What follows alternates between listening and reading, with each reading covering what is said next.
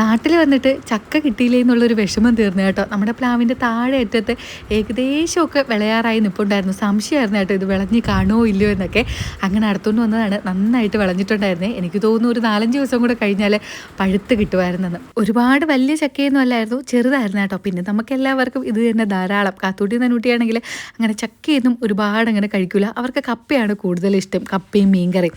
പണ്ട് എനിക്കും ഈ ചക്കയോട് വലിയ താല്പര്യമൊന്നും ഇല്ലായിരുന്നു കേട്ടോ.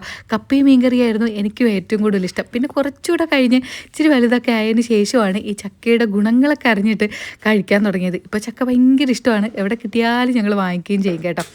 അങ്ങനെ ചക്കയൊക്കെ അരിഞ്ഞ് റെഡിയാക്കി കൊടുത്തിട്ട് ഞാൻ പിന്നെ കാപ്പി കഴിക്കാനായിട്ടിരുന്നു. ഇന്ന് നല്ല ചുടുചുടാ ദോശയും നല്ല തേങ്ങാ ചമ്മന്തിയായിരുന്നു കേട്ടോ. പണ്ടൊക്കെ ആയിരുന്നെങ്കിലേ അമ്മ ഇങ്ങനെ ഓരോന്നും ചുട്ട് കൊണ്ടുവരും. അപ്പോൾ നമുക്ക് വയറ് നിറയുന്നത് അറിയേയില്ല കേട്ടോ. നല്ല ചൂട് ദോശയും ചൂട് ചമ്മന്തി ആകുമ്പോൾ പോളിംഗ് അങ്ങ് കൂടിക്കൊണ്ടിരിക്കും. അവസാനം അത് ദേഷ്യപ്പെടുകയും ചെയ്യും, ഇനി മാവില്ല തീർന്നെന്ന് പറഞ്ഞിട്ട്.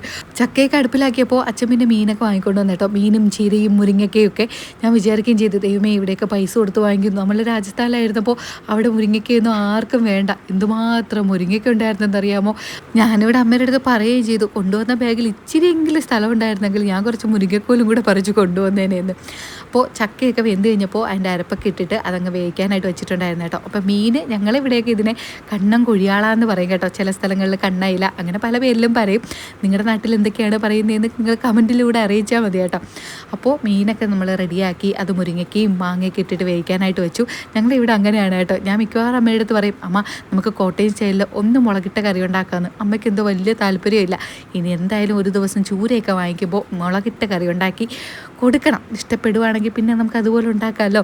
അപ്പോൾ ഉച്ചയ്ക്ക് ഞാൻ പിന്നെ കുളിച്ചിട്ടൊക്കെ വന്ന് നല്ല കപ്പയും, കപ്പയല്ല കേട്ടോ, ചക്കയും മാങ്ങയും മുരിങ്ങയ്ക്കയും ഇട്ട മീൻകറിയും മാങ്ങ അച്ചാറും, പിന്നെ ഇത് ഇന്നലെ ഉണ്ടാക്കിയ പച്ചടിയാണ്. പച്ചടി അയ്യോ എൻ്റെ അമ്മേ, ചക്കയും മീൻകറിയും കൂടെ കൂട്ടി കുഴച്ച് കഴിക്കുമ്പോൾ ഉള്ള ഒരു ടേസ്റ്റ് ഉണ്ടല്ലോ.